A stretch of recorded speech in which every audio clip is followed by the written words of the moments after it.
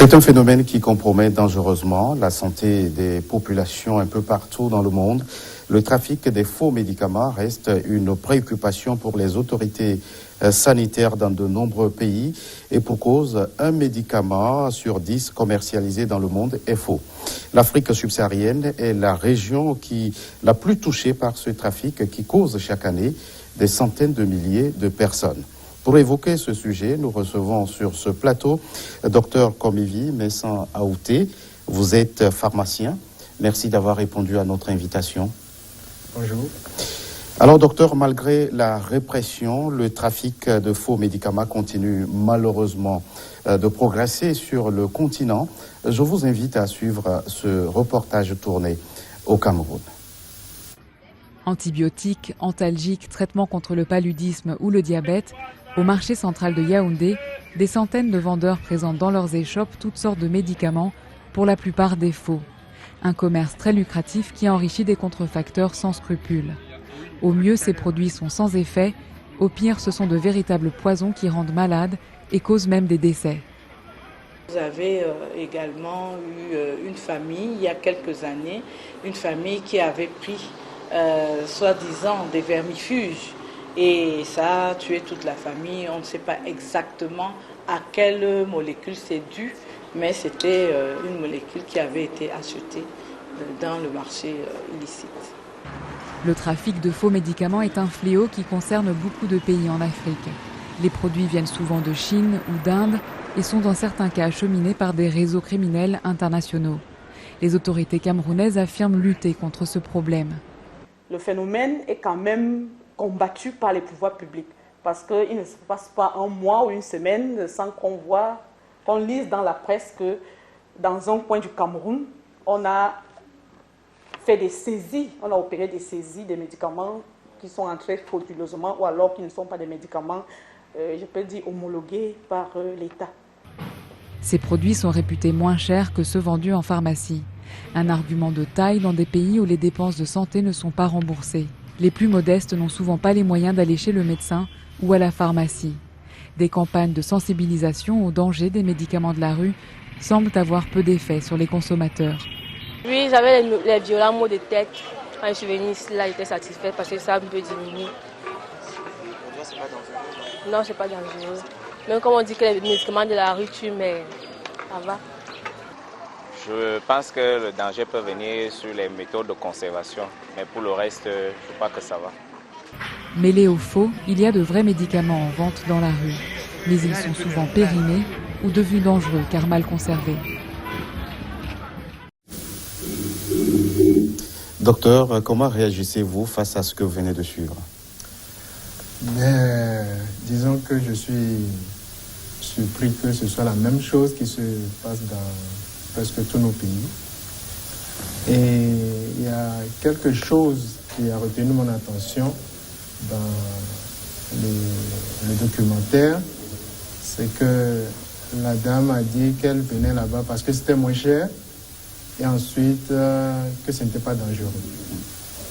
C'est vrai qu'au prime abord, on pourrait le penser, mais les médicaments, les faux médicaments, sont des médicaments qui sont dangereux pour la santé de nos populations. Les faux médicaments sont très dangereux pour la santé de nos populations, vous le dites. Comment reconnaître un faux médicament? Disons d'entrée de jeu que d'abord le médicament c'est un produit particulier. Et dans notre législation, au Togo par exemple, tout ce qui encadre ce produit qu'est le médicament est sous la compétence de celui que nous appelons le pharmacien. Alors depuis sa conception, c'est-à-dire la fabrication, l'enregistrement au niveau des autorités publiques, la dispensation en détail ou en gros, doit être fait sous la supervision d'un pharmacien. Et ensuite, il y a des circuits qui sont des circuits que nous appelons des circuits légaux, des circuits sûrs, par lesquels doivent passer ces médicaments et qui permettent à ce que nous puissions donner la garantie à nos populations qu'ils reçoivent réellement le bon médicament. Maintenant, en plus de cela, nos pays, en tout cas l'autorité de réglementation en ce qui concerne les médicaments, a la possibilité de faire des contrôles. C'est dans ce sens que l'on parle souvent du laboratoire de contrôle de qualité des médicaments qui sont dans nos pays en circulation. Donc, il arrive que l'on fasse des contrôles sur des médicaments pour vérifier s'il y a toujours cette conformité au dossier d'enregistrement de ces médicaments par rapport à ce qui est commercialisé en réalité. Et puis, les services comme Interpol, la douane, ont des capacités de faire certaines enquêtes, de déceler des circuits illégaux et de pouvoir faire des saisies de ces faux médicaments. Alors, au regard de ce que vous expliquez, on sent que c'est un secteur qui est très bien organisé. Pourquoi, malgré toutes ces dispositions, il y a toujours des brebis galeuses, il y a toujours du faux sur le marché? Je ne suis pas vraiment dans leur tête pour savoir pourquoi, mais en réalité, à mon avis, il y a quelques facteurs qui l'expliquent. Premièrement, il faut comprendre que le trafic de faux médicaments est un trafic qui est très très avantageux financièrement. On estime, selon les recherches, que lorsque vous investissez $10 dans ce trafic, vous êtes en voie d'attendre ou d'espérer un gain de $200 à $400. Et aujourd'hui, les études montrent que ce trafic est plus rentable que les autres trafics illicites tels que la drogue, etc. Et ensuite, les gens se disent que comme les médicaments faux sont relativement accessibles financièrement, cela permettra vraiment de pouvoir les écouler, de pouvoir maintenir leur activité sans se préoccuper de la santé des populations. Alors, ça veut dire, comme vous l'expliquez, qu'il y a un enjeu financier énorme qui entoure ce trafic. Aujourd'hui, comment envisager une véritable lutte contre le fléau? La lutte, elle concerne beaucoup d'acteurs. Beaucoup d'acteurs, d'abord, il faut une volonté politique. Et ça, nous l'avons déjà dans notre pays. Je me rappelle que lorsque la Fondation Chirac, en 2009, précisément le 12 octobre à Cotonou, lançait l'appel de Cotonou contre la lutte des faux médicaments, le chef de l'État du Togo, son Excellence le président Faure-Essozina Gnassingbé, a fait partie de ceux qui ont été à l'initiative, à la signature de cet accord. Donc il faut un engagement politique fort. Il faut un travail de tous les acteurs, que ce soit les organisations internationales, que ce soit les organisations professionnelles qui entourent les médicaments, les médecins, les pharmaciens. Il faut également un engagement des services comme la douane, la police et la justice, pour que chacun puisse, à son niveau, jouer son rôle et permettre que l'on puisse déceler ces circuits et que l'on puisse vraiment arrêter la progression de ce fléau. Alors, vous saluez sur ce plateau la volonté politique dans votre pays, le Togo. Est-ce que vous êtes aussi en train de nous dire qu'au Togo, il n'y a pas de faux médicaments, docteur? Je salue tout à fait la volonté politique au niveau le plus élevé de notre pays, mais c'est vrai qu'il y a de faux médicaments. On ne peut pas... D'où proviennent-ils? D'où proviennent-ils? Généralement, ils proviennent des pays d'Asie. Ils proviennent de la Chine, de l'Inde, etc. Mais le travail est un travail de longue haleine et qui se fait, et il faut persévérer. C'est le maître mot de cette lutte. Il faut de la persévérance. Il faut communiquer toujours aux populations pour les amener à comprendre quels sont vraiment les risques pour la santé en utilisant ces faux médicaments. Et là, je salue beaucoup l'initiative du Club RFI. Qui mène chaque année une campagne de lutte contre les faux médicaments au Togo. Tout à fait. Qui ne sont pas lassés. Parce que d'année en année, certains pourraient se dire, bon, on en a assez entendu, mais ils comprennent que c'est un travail de longue haleine. Et donc, les faux médicaments sont là. Il y aura toujours des personnes mal intentionnées qui cherchent un gain financier au détriment de l'avantage de la santé des populations. Alors, certains pointent du doigt la corruption qui gangrène sérieusement ce secteur de commercialisation du médicament et ce qui expliquerait la présence sur le marché de faux médicaments. Est-ce que vous partagez cette analyse? Bon, je ne saurais le dire parce que je n'ai pas de preuves, mais c'est vrai qu'il peut y avoir. Il peut y avoir un facteur qui influence tel que la corruption. Parce que pour faire entrer un faux médicament dans un pays, il faut passer par des barrières douanières. Ensuite, parfois, les personnes peuvent falsifier des certificats d'origine de ces médicaments. Vous voyez? Donc, dès lors qu'à ces différents niveaux, nous n'avons pas des personnes d'une probité élevée, d'une probité morale, et qui pourraient vraiment faire leur travail comme il le faut, bon, on est en droit de craindre que la corruption peut faire le lit de la propagation de ce fléau. Mais je pense qu'avec tout ce qui se dit et tout ce que nous vivons aujourd'hui, beaucoup de gens prennent conscience que ce n'est pas une bonne voie à suivre. Ce n'est pas une bonne voie à suivre. On sait, comme vous l'avez dit, au Togo, comme dans bien d'autres pays, il y a des autorités habilitées à réglementer le secteur. Alors, lorsqu'on regarde sur le marché et qu'on trouve de faux médicaments, on se dit tout de suite qu'il doit y avoir des complicités. Peut-être. Peut-être. Je dis toujours peut-être parce que, vous savez, ceux qui sont dans le trafic de faux médicaments, ils savent, en tout cas, ils cherchent à contourner le système. Et il n'y a pas de système qui ne soit pas sans faille. Donc, il peut y avoir des complicités, comme il peut juste y avoir des failles. Des complicités à quel niveau, selon vous? Bon, je ne saurais le dire comme je n'ai pas fait d'études ou d'enquêtes qui ont des résultats, mais d'autres personnes plus habilitées que moi pourraient mieux répondre à cette question.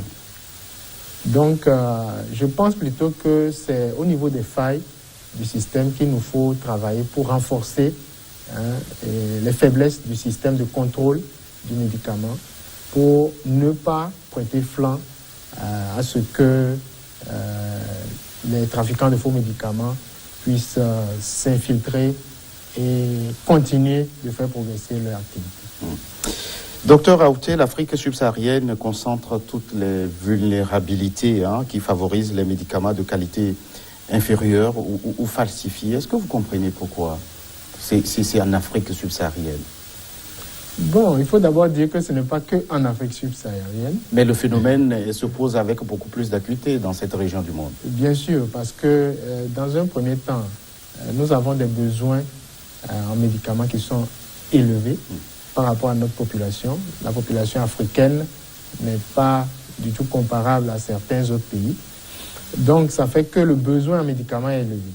Donc, ça fait que beaucoup de personnes se tournent vers l'Afrique, voyant là un marché intéressant. Et ensuite, il faut dire que c'est vrai aussi que la lutte contre le faux médicament en Afrique n'est pas aussi vieille. Elle a commencé il n'y a pas trop longtemps et par rapport aux pays européens et américains. Et ensuite, en Afrique toujours, nous avons le problème d'accessibilité du médicament. Ça aussi, c'est un frein, ou disons quelque chose qui donne un bon point à ceux qui sont dans le trafic. Et c'est, à mon avis, ce qui fait qu'on a l'impression que l'Afrique est vraiment le berceau ou le nid du trafic de faux médicaments. C'est une impression selon vous? Bon, je pense qu'on ne va pas diaboliser l'Afrique, nos pays africains, mais on va se dire que nous avons beaucoup de pain sur la planche. Et je pense que les autorités travaillent dans ce sens pour que nous puissions rattraper un peu le retard dans cette lutte. Quels sont, selon vous, docteur, les médicaments, les médicaments, les faux médicaments les plus répandus sur le marché? Bon, selon les études, on estime qu'il y a des antipaludiens, parce que nous sommes en zone d'endémie. Il y a les antibiotiques, les antirétroviraux qui luttent contre l'infection à VIH, les antituberculeux aussi, et également les anti-inflammatoires, les médicaments contre la douleur, les analgésiques, voilà. C'est en gros les grandes familles de médicaments qui sont sujets à la falsification.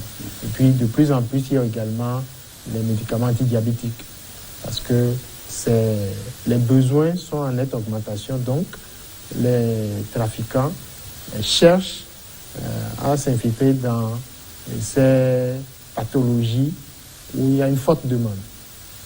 On a fait un constat, docteur, au niveau de l'Organisation mondiale de la santé.